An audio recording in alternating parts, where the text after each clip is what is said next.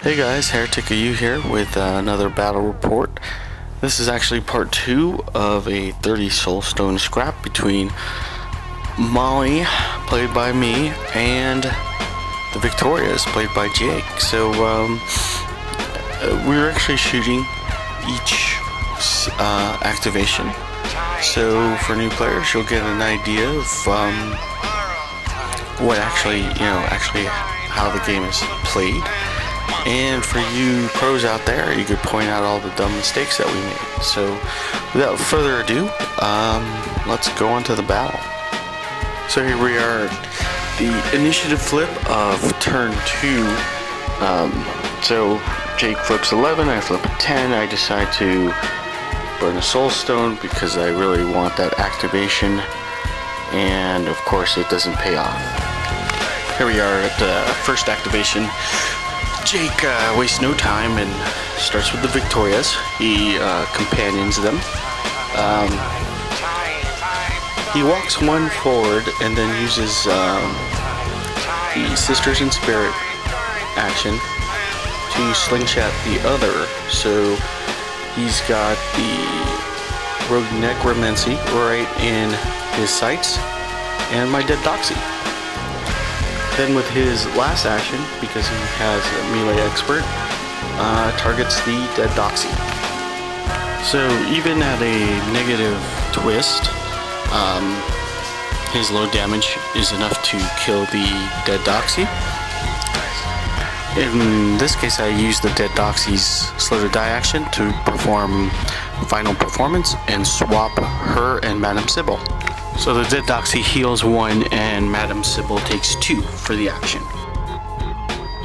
So on to the other Vic, who declares a strike against the Rogue Necromancy, but before that happens, has to pass a willpower test, and he has to burn a card from his control hand to cheat up.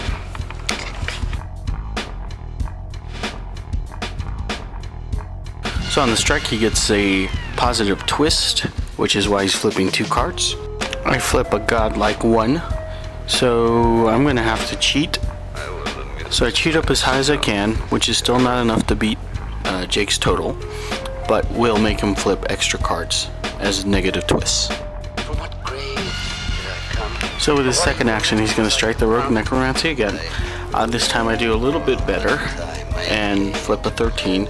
He cheats in his card, and even with all the negative twists applied, still does enough damage to finish the Rogue Necromancy off. So now he's also got his trigger off, which allows him to strike another target, which he picks Madame Sybil. So obviously he's going after my best and baddest models. So on to this is the dueling part. He gets his positive flip because it's a paired weapon, and at this point, looking at my control hand, it was pretty low. I didn't have a lot of cards that I could cheat with, so I'm really just trying to make up the difference and making my heart to wound, which I do.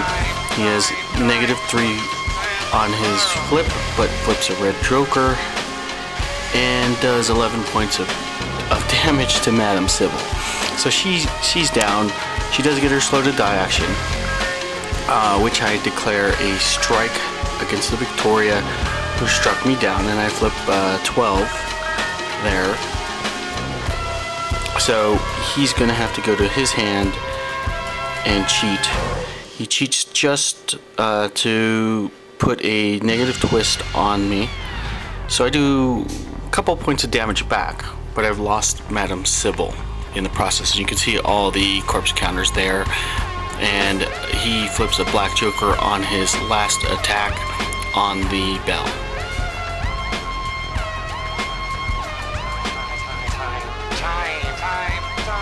So my turn, finally, I activate Molly, and I pick up all the corpse counters.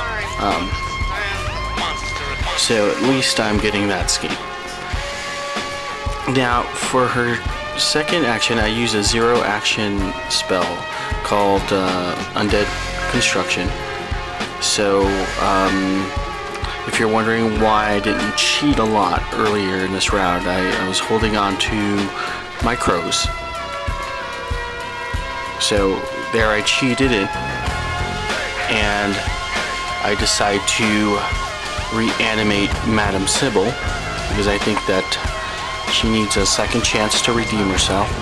I decide to summon her right next to the Victoria that did all the damage. She has been wounded, but yeah, I decide this turn she's gonna have to die for all that she did. So with my next action with Molly, I decide to cast the Shocking Truth on the same Victoria, trying to burn at least one down.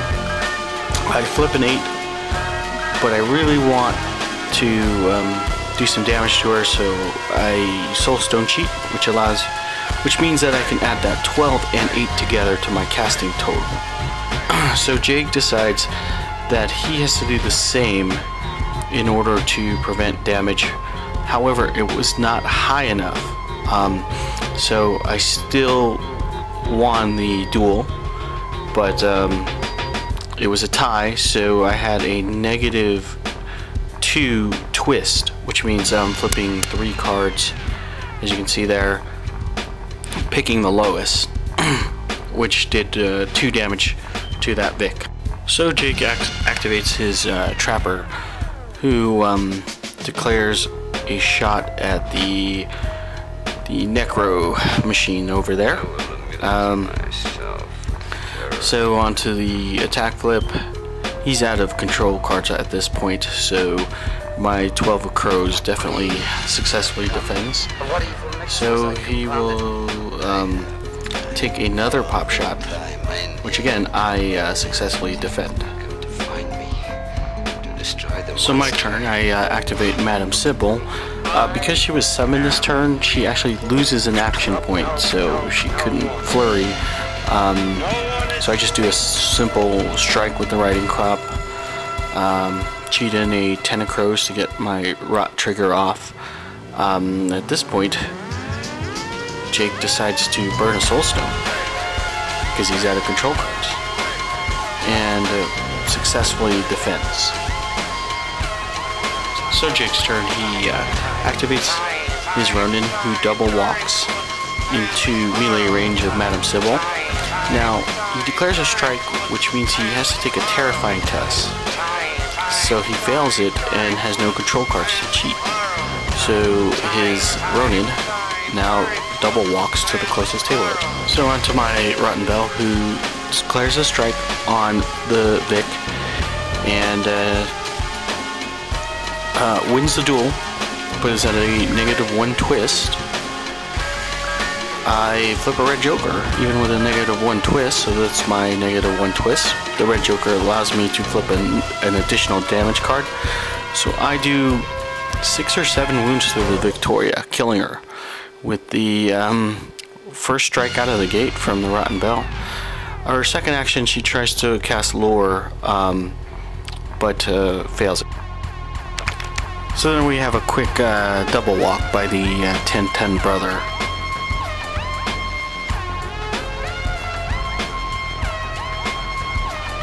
Then on my activation, I activate the Necro Machine, who walks into combat, and like the champ that he is, misses. So Jake activates the one of the Ronins, who double walks and uses the melee expert ability, which is +1 action for melee attacks to attack the Necro Machine. He wins the duel, but I am hard to wound, so he will suffer a negative twist on that. Actually, 2 negative twists, and he does a couple points of damage. So onto the last activation, I activate the Dead Doxy, who takes 2 Derringer shots at the 10-10 brothers. Unfortunately, I didn't get any footage.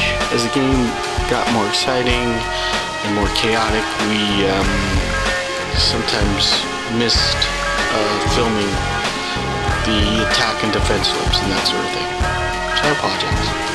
So at the end of turn 2, I had scored my first strategy, which was Frame for Murder, which I put on the Rogue Necromancy.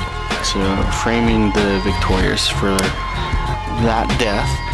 I also had more corpse counters, so I had +1 for Army of the Dead.